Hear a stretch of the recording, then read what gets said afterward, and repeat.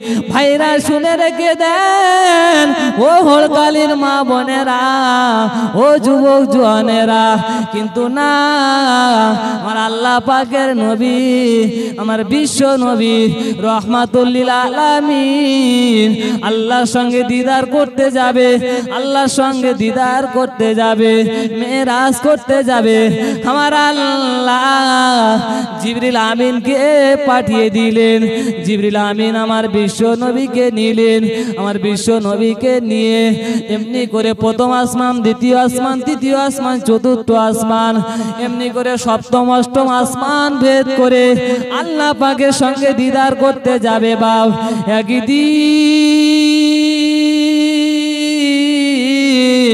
আল্লাহ পাকের মালাইকা হযরতে জিবরিল আমিন আলাইহিস সালাতু ওয়াস সালাম আমার নবীকে নিয়ে আল্লাহ পাকের আরশ মোয়াল্লা এমনি করে বাইতুল মুকাদ্দাস পর্যন্ত পাড়ি দেওয়ার পরে আল্লাহর নবী ফেরেশতা জিবরিল আমিন বললেন, ইয়া রাসূলুল্লাহি, ইয়া হাবিবাল্লাহ, নবীজি গো, ভাইরা শুনে রেখে দেন, আমি শর্ট করে বলার চেষ্টা করছি, আপনাদের জানা ঘটনা আমি বিস্তার করে বলবো না, আমি একেবারে শর্ট করে বলতেছি। বাপ আল্লাহ পাকের মালাইকা জিবরিল আমিন আমার নবীকে নিলেন এমনি করে বাইতুল, এমনি করে মসজিদের আকসা পর্যন্ত গিয়ে যাওয়ার পরে আল্লাহ পাকের নবীকে বললেন, ইয়া রাসূলুল্লাহি, ইয়া হাবিবাল্লাহ, আমি জিবরিল আমিনের উপর থেকে আর যেতে পারবো না। হে জিবরাইল, কেন যেতে পারবে না? কেন যেতে পারবে না? কি ব্যাপার একটুখানি বলো। ওদিনে ফেরেশতা জিবরিল আমিন আমার বিশ্ব নবীকে বলেছিলেন, ইয়া রাসূলুল্লাহ, ইয়া হাবিবাল্লাহ, নবীজি গো, আমি জিবরাইল যদি এর উপর থেকে যাই, আমি আর নূরের তাজাল্লি সহ্য করতে পারবো না, আমি আর সইতে পারবো না ইয়া রাসূলুল্লাহ। তাহলে এর দ্বারা পরিষ্কার বোঝা যায় ফেরেশতা জিবরিল আমিন যেখানে যেতে পারবে না, বিশ্ব নবী সেখানে যেতে পারবে। তাহলে ফেরেশতা জিবরিল আমিনের থেকে আমার নবীর নূরের পাওয়ার কম না বেশি? জোরে বলেন, আমার নবীর নূরের পাওয়ার বেশি। বাব বিশ্ব নবী আমার ওখান থেকে চলে গেলেন, ওখান থেকে আমার আল্লাহ অন্য প্রহরীর পাহারাদার পাঠিয়ে দিলেন। আল্লাহর নবীকে ওখান থেকে নিয়ে আল্লাহ পাকের আরশে আজিমে গেলেন। যাওয়ার পরে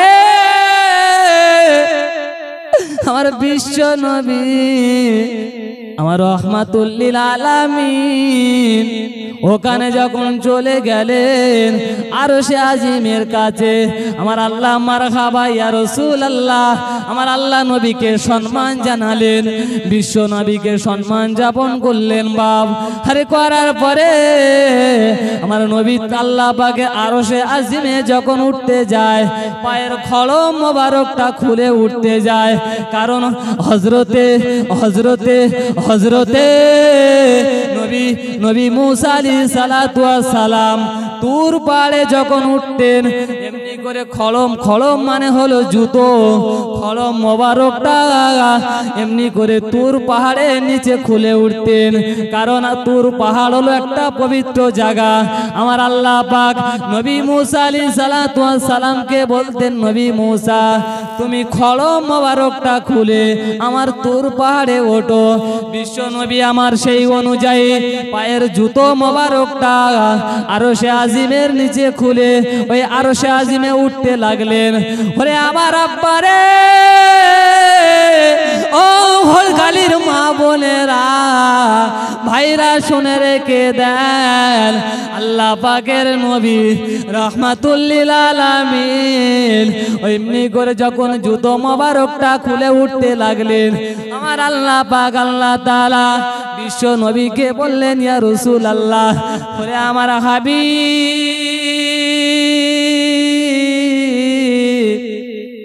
তুমি জুতো খুলে উঠবেন না। ওরে আমার দোস্ত রে, তুমি জুতো পায়ে দিয়ে আমার আরশে আজিমে ওঠো। বিশ্ব নবী আমার অধীনে জুতো পায়ে দিয়ে আরশে আজিমে উঠলে। ভাইরা আল্লাহ পাক রব্বুল আলামিন বিশ্ব নবীকে জানালেন, হাবিব তোমার ওই আরশে আমার আরশে আজিম ধন্য হবে। তোমার জুতার তলায় যে সমস্ত ধুলাগুলো রয়েছে ওই ধুলোগুলো যদি আমার আরশে আজিমে ওই আমার আরশে আজিমের উপরে ওঠে, আমি আল্লাহ পাক রব্বুল আলামিন জানিয়ে দিলাম আমার আরশে আজিম তোমার ওই জুতোর ধুলোর তলার জন্য আমার আরশে আজিম ধন্য হয়ে যাবে। জোরে বলুন আর একবার চিল্লা জোরে কোন সুবহানাল্লাহ। তাহলে আমরা সেই নবীর উম্মত, আমার নবীর পাওয়ার, আমার নবীর ইজ্জত, আমার নবীর সম্মান, আমার নবীর মাকাম আমার আল্লাহ দিয়েছে। জোরে বলেন সুবহানাল্লাহ। আজকের অন্যান্য নবীর উম্মতেরা, অন্যান্য নবীরা পর্যন্ত আল্লাহ পাকের দরবারে দরখাস্ত করেছিলেন, আল্লাহ আমাদেরকে যদি নবী না বানিয়ে আল্লাহ আমাদেরকে যদি শেষ নবীর উম্মত করতেন, আল্লাহ আমরা কতই না ভাগ্যবান হতাম, আল্লাহ আমরা কতই না আজকের ভাগ্যবান হতাম। আমাদের সেই দরখাস্ত করতে হয়েছে, এই জোরে বলে আমাদের সেই দরখাস্ত করতে হয়েছে, হয়নি। আমরা নামকে অস্তে মুসলমান, আমরা আজকের গোশত খাওয়া মুসলমান, বিরিয়ানি খাওয়া মুসলমান। দেখবেন এখন আজকের যেখানে খাওয়া রয়েছে সেখানে মুসলমান রয়েছে। বিশেষ করে এই বাংলা, পাকিস্তান, বাংলাদেশ আর এই ভারত, এই তিনটা দেশের মানুষ খাওয়ার পাগল। যেখানে খাওয়া আছে সেখানে আছে, খাওয়া নাই তো সেখানে নাই। আজকের আমরা শুধু খালি এই আজকের আপনার কিনা মুসলমানই দেওয়া আছে বলে যে মুসলমান, এর জন্য আমরা মুসলমান যদি বলি আমাদের ভুল হবে। আজকের আমাদের ভিতরে সেই নবীর সুন্নাত নেই। আজকের আমাদের নবী, আমাদের আজকের মুখে দাড়ি নেই, আজকের নবীর লেবাস আমাদের গায়ে নেই। আমরা কি কায়দার মুসলমান? কেমন মুসলমান? আমরা মুসলমান বলে দাবি করতে আপনার লজ্জা করে না? আপনার ভিতরে আজকের ঈমান নেই, আপনি মুসলমান হয়ে আজকের বেঈমান বেদিনদের আজকের সমস্ত সবকিছু আপনি অনুসরণ করেন, আপনি মুসলমান বলে দাবি করেন। আজকের বর্তমান সমাজে লক্ষ্য করে দেখা যায় বাপ, আমাদের উপরে এত অত্যাচার, এত অনাচার আজকের মুসলমানদের উপরে হচ্ছে কেন? আজকের আমরা আমাদের জায়গায় নেই, আমাদের জায়গা থেকে আজকে সরে গিয়েছি, সেজন্য করে আজকের মুসলমানদের উপরে এত গজব, এত অত্যাচার। কথা ঠিক না ভুল? জোরে বলেন। আজকের সেজন্য করে আমাদের উপরে এত গজব।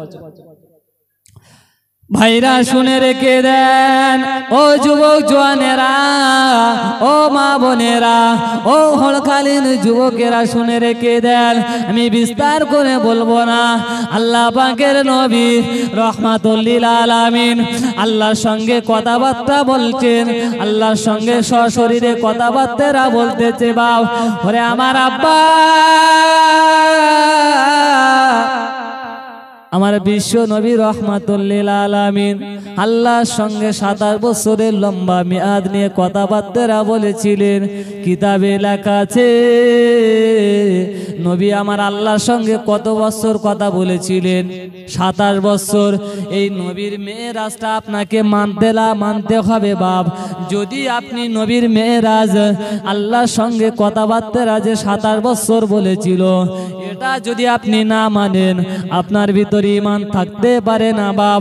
আজকে দেখবেন বেঈমান বেদিনেরা ওই জামানায়, বিশ্ব নবীর জামানায় আবু জাহাল, আবু লাহাব, উতবা, শুআইবা এরা এটাকে মেনে নিতে পারেনি যে মুহাম্মদ আল্লাহ পাকের আরশে আজিমে কেমন করে যায়, আর আল্লাহর সঙ্গে যে 27 বছর একটা লম্বা মেয়াদ নিয়ে কথাবার্তা বলেছে, এটা আমরা মানতে পারি না।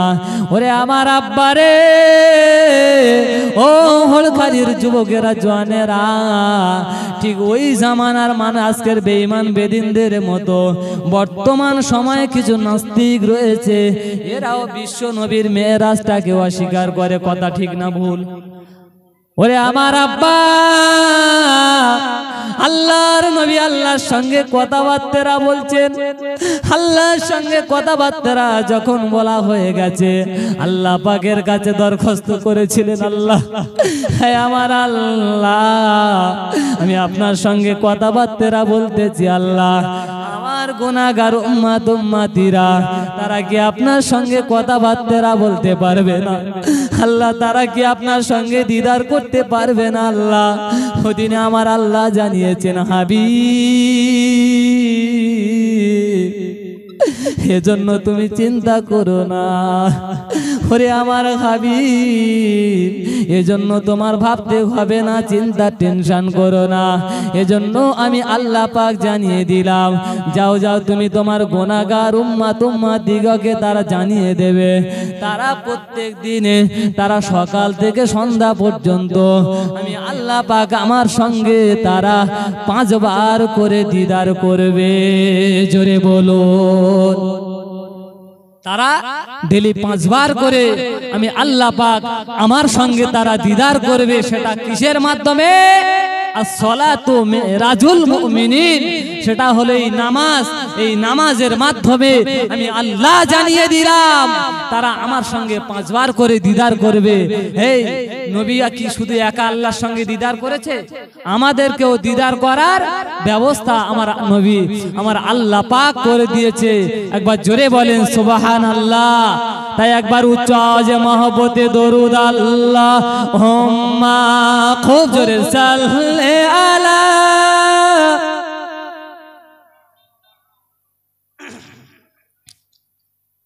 জোরে জোরে ওয়ালা আলি সাইয়্যিদিনা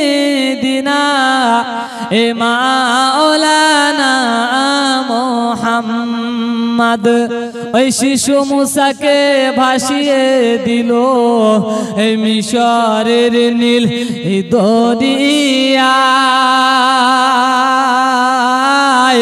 ওই শিশু মুসাকে ভাসিয়ে দিল এই মিশরের নীল দরিয়া।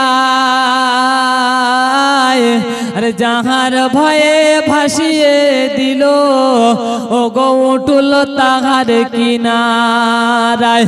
এই ফিরাউন বলে ও আসিয়া, এই সে যে মোর দুশমন, যারা আগো বলে ঘুচবে আমার এই সোনার সিংহাসন। আল্লাহ হুম্মা, খুব জোরে সাল্লি আলা সাইয়্যিদিনা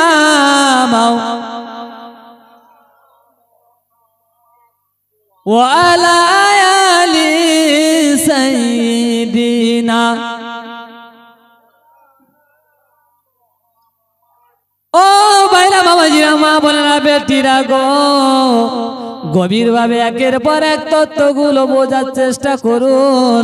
আমি আব্দুল্লাহ আপনাদের খোকা ভাই বলে যাই, আল্লাহ পাকের নবী রহমাতুল লিল আলামিন, বিশ্ব নবী আমার দুনিয়াতে আসার পরে সাহাবায়ে কেরামদেরকে জানিয়ে দিলেন, আমার সাহাবায়ে কেরামেরা, ও আমার সাহাবায়ে কেরামেরা, আমি নবী আল্লাহ পাকের সঙ্গে দিদার করে এসেছি, আল্লাহ পাকের সঙ্গে মেরাজ করে এসেছি। তোমরা কি মানো?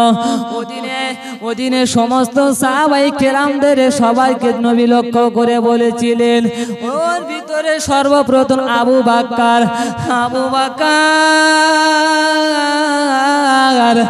নবীকে বলেছিলেন, ইয়া রাসূলুল্লাহ, ইয়া হাবিবাল্লাহ, আমি আবু বকর আপনার কথাটা শোনা মাত্র, আমি আবু বকর শোনা মাত্র, বিনা গবেষণাতে আমি আবু বকর, বিনা প্রশ্নে আমি আবু বকর আপনার আল্লাহ পাকের সঙ্গে মেরাজ আমি আবু বকর বিশ্বাস করে নিলাম। জোরে বলেন, আরো জোরে বলেন সুবহানাল্লাহ। ওদিন থেকে বিশ্ব নবী আমার আবু বকরকে বলে দিয়েছিলেন, আবু বকর, আজ থেকে তোমাকে নাম শুধু আবু বকর না, আমি নবী হাবিবুল্লাহ জানিয়ে দিলাম, আজ থেকে তোমার নাম হলো আবু বকর সিদ্দিক। আবু বকর সিদ্দিক, আবু বকর সিদ্দিক। আবু বকর সিদ্দিক হলো মুসলিম জাহানের প্রথমতম খলিফা, বিশ্ব নবীর সাথী এ আবু বকর। বিশ্ব নবীর সঙ্গে যতদিন জীবিত ছিলেন, বিশ্ব নবীর ছোটবেলার সঙ্গী হলে আবু বকর। ভাইরা শুনে রেখে দেন, ও যুবক জওয়ানেরা, ও হলখালির মা বোনেরা, ভাইরা শুনে রেখে দিন, আল্লাহ পাকের নবী রহমাতুল লিল আলামিন বিশ্ব নবী আমার এই রজব মাসে, এখন এটা রজব মাস চলতেছে, এই রজব মাসে নবী যেমন একটা মেরাজ করেছিলেন, যেমন একটা আনন্দের মাস, তেমনি রজব মাস একটা শোকের মাস। কথা ঠিক না ভুল?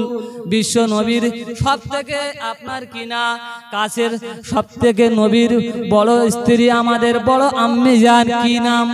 খাদিজাতুল কুবরা। আমার নবীকে অর্থ দিয়ে সহযোগিতা করেছিলেন, বিশ্ব নবীকে মাল সম্পদ দিয়ে সহযোগিতা করেছিলেন খাদিজা।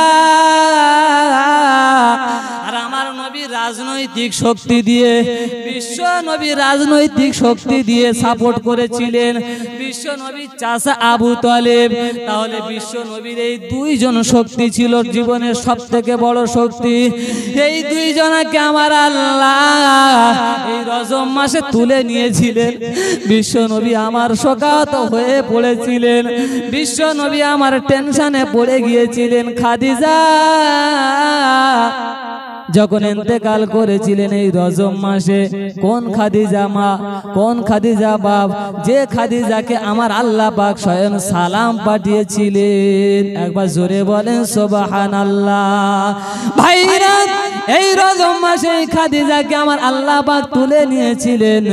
এই রজব মাসে আবু তালেবকে যখন তুলে নিয়েছিলেন, নবী আমার একটু শোকাহত হয়ে পড়লেন।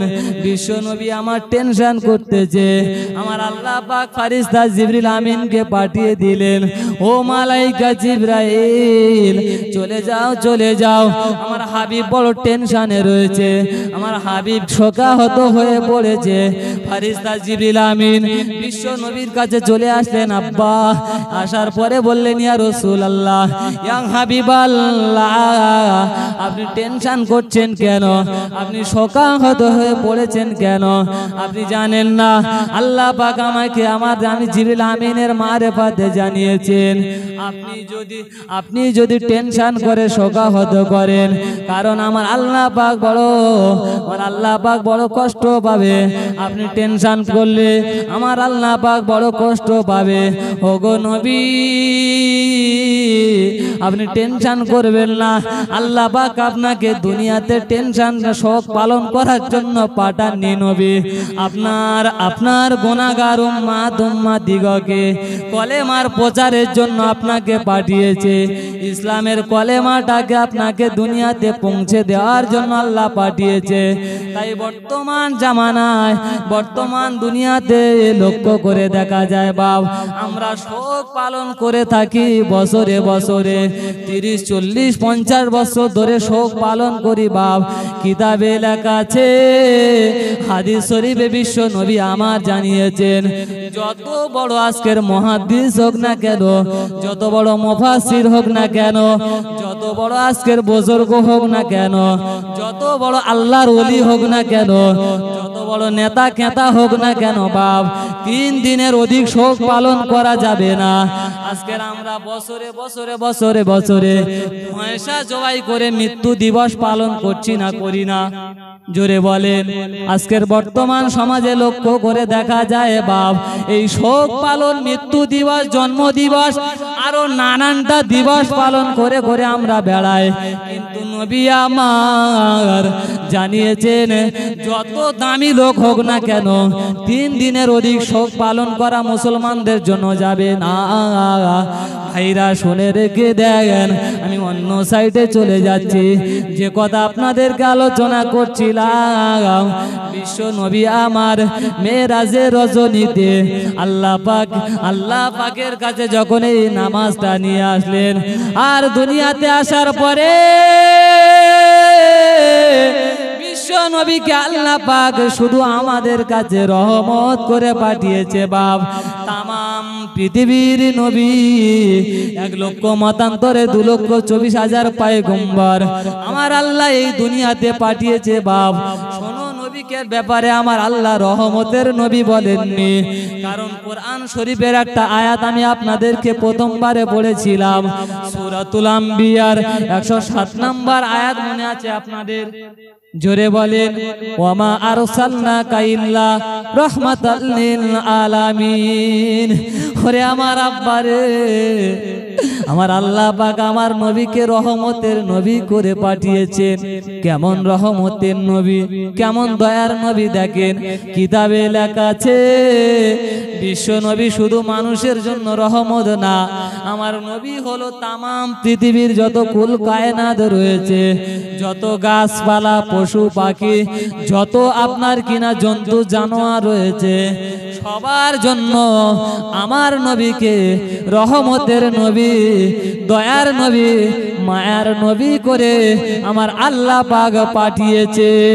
জোরে বলেন সুবহানাল্লাহ, আর একবার জোরে জোরে বলুন সুবহানাল্লাহ। ওরে আমার আব্বারে, কেমন রহমতের নবী দেখেন, কেমন দয়ার নবী দেখেন, কেমন মায়ার নবী দেখেন। নবী আমার 1 তারিখে বিশ্ব নবী আমার মদিনার রাস্তা দিয়ে কদম তুলে যায়। হাদিস শরীফের ভিতরে এসেছে বিশ্ব নবী আমার মদিনার রাস্তা দিয়ে কদম তুলে যায়। নবী আমার ইসলামের দাওয়াত দিতে যায়, কলেমার দাওয়াত দিতে যায়। বাপ, আল্লাহর নবীর পৃথিবীতে সবথেকে বড় চরম শত্রু কে ছিল?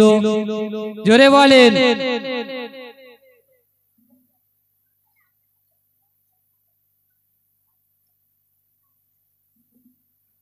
কে ছিল আমার নবীর চরম শত্রু? আবু জেহেল। আমার নবীর কে হয়? চাচা, পাড়া না নিজের চাচা? না, কিতাবে লেখা আছে এ আবু জেহেল হলো পাড়া সম্পর্কে চাচা।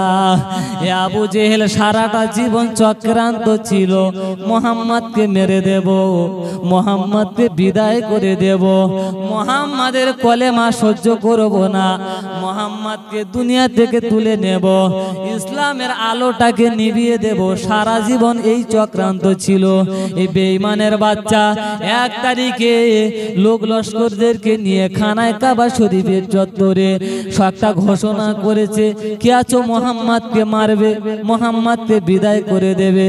আমি আবু জেহেল তাকে অনেক স্বর্ণ মুদ্রা টাকা পয়সা দেব বাপ। ওদিনে ওর ভিতরে একজন বেঈমান ইহুদি উঠে বলেছিলেন, বাদশা জাহাপনা, সময় খুব শর্ট, আমি আপনাদেরকে সংক্ষেপে বলতেছি বাপ। শুধু আমার বলার কারণ হলো নবী কেমন রহমত আমাদের জন্য দেখেন। ওরে আমার আব্বারে, একজন ইহুদি বলেছিলেন, বাদশা জাহাপনা, আমি মুহাম্মদকে মেরে দেব। ওদিনে একজন ইহুদি হাত তোলার পরে আল্লাহর নবী মদিনার রাস্তা দিয়ে যায়। ইহুদি আমার নবীর পিছু নিতে লাগলেন। একটা রশি নিলেন, আপনার কিনা রশি, আরবি থেকে রশি বলা হয়, বাংলা থেকে আমরা সেটাকে দড়ি বলে থাকি। একটা দড়ি নিলেন, আমার নবীর পিছন যায়। আরে যাওয়ার পরে আব্বা আমার নবীর গলায় একটা ফাঁস দিয়ে দেয়। ওরে আমার আব্বারে, আমার নবী জমিনে পড়ে যায়। আল্লাহর নবীর চক্ষু দুটো বড় বড় হয়ে গেল। আল্লাহর নবী মরে যাবে, আমার নবী দুনিয়া থেকে বিদায় করে দেবে। ইহুদি যখন ফাঁসটাকে টানতে লাগলেন, আমার নবী যখন জমিনে পড়ে গেল, আমার নবী জ্ঞান হারা হয়ে গেল। মা হারা নবী, বাপ হারা এতিম নবী অজ্ঞান হয়ে পড়ে আছে আব্বা। ইহুদি আনন্দের সাথে লাফালাফি করে বিশ্ব নবীর কাছে চলে আসলেন। আপনি করে আবু জেহেলের কাছে চলে আসলেন। আবু জেহেল মনে মনে করছে, কাজ হয়েছে বটে। কিছু স্বর্ণ মুদ্রা টাকা পয়সা নিয়ে ওই ইহুদিটাকে ওখান থেকে বিদায় করে দিলেন। ভাইরা, ইহুদি এইবারে আল্লাহর নবীকে মারার পরে কিন্তু আমার নবী মরেননি। আমার আল্লাহ কি বিশ্ব নবীর মরণ একটা ইহুদির হাতে দেবে? জোরে বলেন, কখনো না বাপ। ইহুদি ওই রাস্তায় কদম তুলে কিছুদিন পর গেলেন। আমার আল্লাহর নবী আবার ওই রাস্তায় যায়। বিশ্ব নবী আমার ইহুদিকে ধরলেন।